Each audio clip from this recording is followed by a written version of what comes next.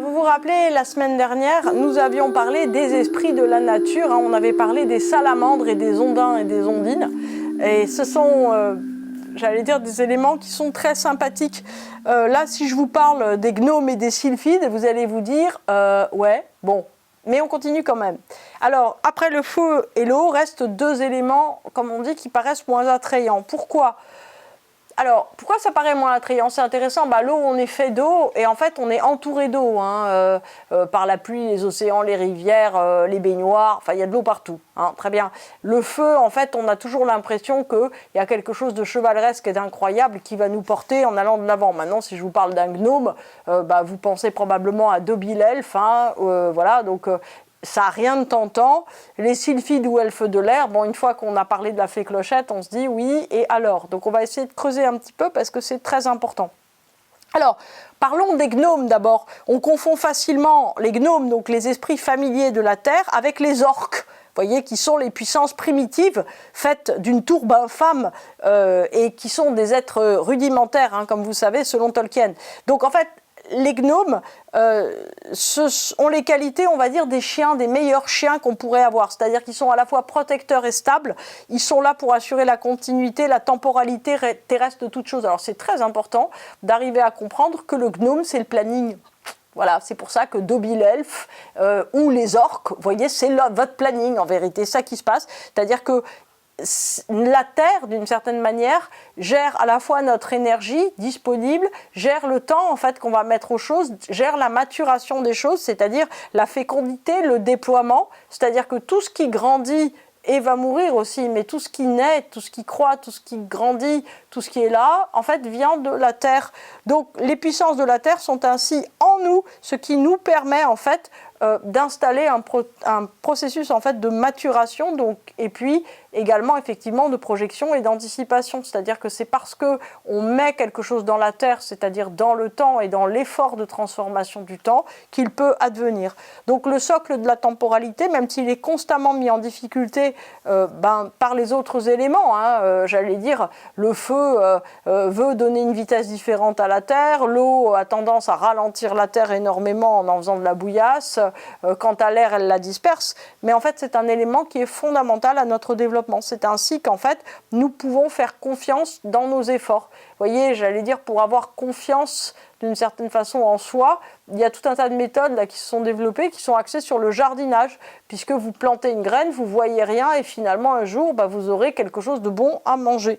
Donc, confiance en nos forces, que nous apprenons aussi à mesurer, c'est-à-dire que vous n'allez pas pouvoir semer 1 hectare d'emblée. Vous allez en fait semer un petit peu, et progressivement, vous allez pouvoir faire plus en fonction de votre expérience. Savoir de quoi on est capable demande en fait qu'on ait expérimenté les choses dans le temps. Et les gnomes nous aident à ça. Alors même si notre corps, on sait, hein, il est fait à 90% de fluide magnétique de l'univers et de karma, je veux dire de l'eau, pardon, il y a aussi 10% d'ossements qui appartiennent à la Terre. Donc ça paraît peu, mais en fait, c'est la structure irréductible qui nous rattache à la Terre. C'est-à-dire que ce qu'on ne peut changer, c'est 10% de nous-mêmes. Ça, c'est très important. Donc, on peut dire qu'on est à 10% matérialiste, en fait, à cause de nos os, hein, tout simplement. Donc, nous devons donc apprendre à structurer notre vie avec les leçons des gnomes. Alors, c'est quoi les leçons des gnomes? C'est que tout sert et doit être constamment utilisé, travaillé, transformé. C'est-à-dire qu'en fait, il faut savoir que tout va être soumis, si vous voulez, à décrépitude, à dépérissement. Donc on est obligé d'entretenir, on est obligé de faire, on est obligé de recommencer, on est obligé d'entretenir la structure. Il y a aussi un principe de concrétisation et de résolution, mais il n'y a rien de magique là-dedans, hein. C'est-à-dire que si vous faites des efforts constants, les résultats, ils viendront quoi qu'il arrive. En fait, c'est tout simple. C'est-à-dire qu'après, on part d'un point de départ. Le point d'arrivée, il peut ne pas être aussi incroyable que vous pensez, mais vous acquérez, quoi qu'il arrive, des conséquences. Alors, je veux dire des compétences, pardon. Qu'en tirer pour vous, pour nous, pour nos vies? Bien, tout simplement que le principe matériel, il n'est pas dominant. Donc en fait, quand on essaye de le faire dominant, c'est un petit peu comme si vous vous retrouviez avec une armée de gnomes dans votre vie. En fait, c'est pas que vous avez des voitures ou des frigidaires très chers, c'est que vous avez des gnomes. En fait, imaginez, visualisez les gnomes partout dans votre vie et que les règles, en fait, doivent être suivis dans ce domaine. C'est-à-dire que si vous avez trop de gnomes, trop de terre, eh ben vous allez être ralenti, vous allez être alourdi et vous allez devenir très malheureux. Parce qu'en fait, le feu, il ne peut pas emporter les salamandres, elles ne peuvent pas traîner 100 000 gnomes, quoi. Elles peuvent en tirer une dizaine, mais pas davantage. L'eau, en fait, s'il n'y a pas assez, si vous voulez, de fluidification par l'eau, et ben en fait, les gnomes, à un certain moment, ils se rigidifient. Donc, si nous ne suivons pas les règles, c'est-à-dire aussi faire avec constance un travail de transformation et d'effort, nous n'aurons pas de résultat. Donc, il faut mettre nos gnomes au travail. Une armée en fait de gnomes sont là, prêts à faire, j'allais dire, appliquer les lois de la nature. Alors, comme je vous avais dit, j'allais dire avec les salamandres, hein, la bougie, le feu de bois, les gnomes, en fait, c'est tout simple. C'est-à-dire qu'il faut tout simplement, j'allais dire, prendre soin de votre environnement sans vous sentir coincé. Il faut, si vous avez l'occasion, j'allais dire, de faire pousser des choses ou faire grandir des choses, en fait, de prendre conscience de ce que c'est que la matérialité dans nos vies, qu'elle est nécessaire, mais qu'elle ne doit pas outrepasser, on va dire, nous-mêmes, le socle qu'on peut porter. Vous imaginez, si vous aviez 100 000 os, comme vous seriez malheureux, pour le coup, vous auriez du mal à faire régime. Hein. Donc ça veut dire, si vous voulez, qu'on doit faire très attention à ne pas trop miser sur la matière, puisque cette matière, si vous voulez, doit être en permanence transformée et que on n'a pas forcément que de l'énergie à donner à de la transformation matérielle. Alors les sylphes sont plus connus sous le nom d'elfes et ils ont un rôle qui est globalement méconnu et pourtant il est essentiel. Alors Paracelse, vous savez, le médecin théurgique et astrologue, en parle comme des élémentaux de l'air. Donc, qu'est-ce qu'ils sont? Ils sont l'idée, ils sont l'intuition, peut-être les messagers des anges. Hein. Alors, c'est probablement des sylphes et, j'allais dire, des petits elfes que parle Lulumineuse dans son livre « Allô moi-même » quand vous avez des idées. C'est eux, en fait, qui font le go-between hein, entre la source de la matrice créative et chacun d'entre nous. Donc en fait, ils nous amènent des idées, ils débloquent nos certitudes et ils nous arrachent à nos blocages. Et pourtant, Dieu sait qu'on les chérit, nos blocages, mais ils essayent en fait de nous faire bouger de ça. Donc ils sont insaisissables, puisque le principe, si vous voulez, d'une idée, c'est que dès qu'on essaye de la tenir, en fait, elle s'en va. Ils n'appartiennent pas du tout à la Terre. Hein. Ils arrivent en fait par le fluide vital dans l'air, c'est-à-dire parce qu'on respire. Donc en fait, à chaque fois que vous avez des intuitions, des idées, en fait, ça essaye de vous relier, j'allais dire, à une matrice beaucoup plus vivante. Donc qu'est-ce que c'est? Alors plutôt que matrice, on va dire cosmos, on va dire Dieu, on va dire énergie primordiale. Qu'est-ce qu'elle a comme qualité, cette énergie? C'est une qualité, si vous voulez, qui n'est pas limitante. C'est-à-dire que, en gros, nous, on se dit, il faut faire comme ça. Et le cosmos, il nous dit, mais pourquoi tu veux faire comme ça? Tu as 1000 façons de faire, en fait. Pourquoi tu veux absolument cette manière? Et en fait, c'est ça, si vous voulez, que font les petits sylphes, les petits elfes, c'est qu'ils nous disent, pourquoi tu fais pas autrement? Autrement, c'est vraiment leur mot, quoi. Donc l'air allège, il guérit, il régénère et nous change la donne. Ça, c'est très important, c'est-à-dire que dès qu'on arrive à changer une petite chose dans notre vie, toute notre vie change. C'est assez magique. Et c'est peut-être la pensée qui nous tire aussi des idées noires et qui nous donne l'espérance joyeuse. En fait, si vous voulez, il faut comprendre que les idées noires, c'est comme une pollution. Donc en fait, le point, si vous voulez, c'est il faut écarter, voyez, il faut écarter les nuages en se reconnectant tout simplement à quelque chose de plus grand.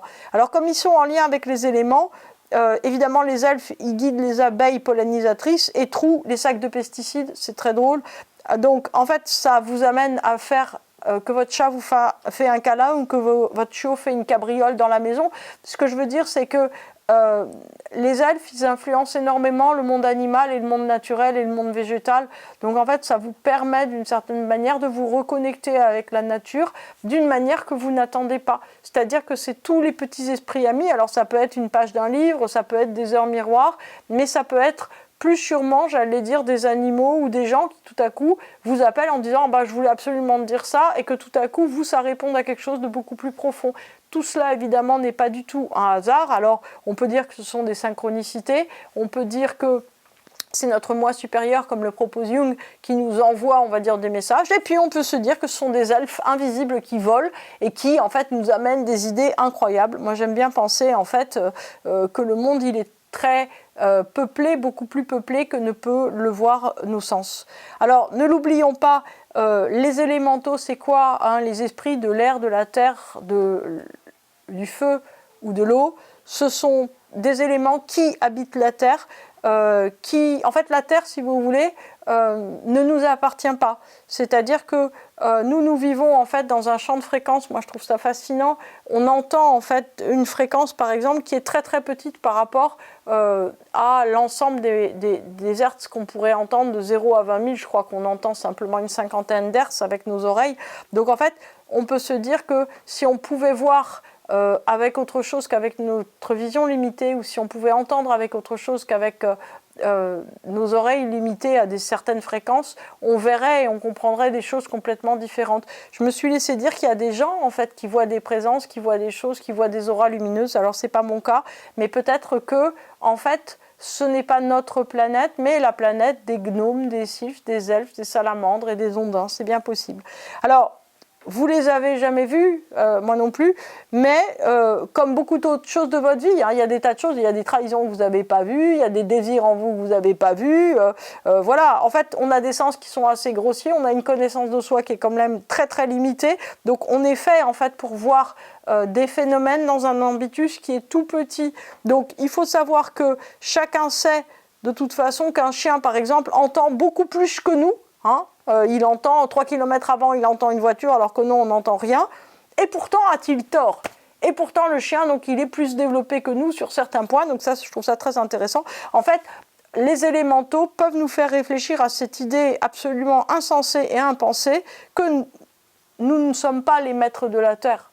Contrairement, en fait, à ce que nous pensons, nous sommes peut-être, comme le dit Eckhart Tolle, le cancer de la Terre. Peut-être que nous sommes effectivement une espèce invasive en voie de disparition qui cause un grand problème à une planète qui serait magnifique. Donc, plutôt que de penser que nous sommes une maladie, ce qui n'est pas très sympathique, pensons que nous sommes des hôtes et que comme des hôtes, en fait, nous devons essayer de nous conduire poliment et non pas de manière aussi mal élevée que nous le faisons. Donc changeons pour mettre de notre côté, j'allais dire, ceux qui nous accueillent et devenons extrêmement polis et extrêmement respectueux des esprits de la nature.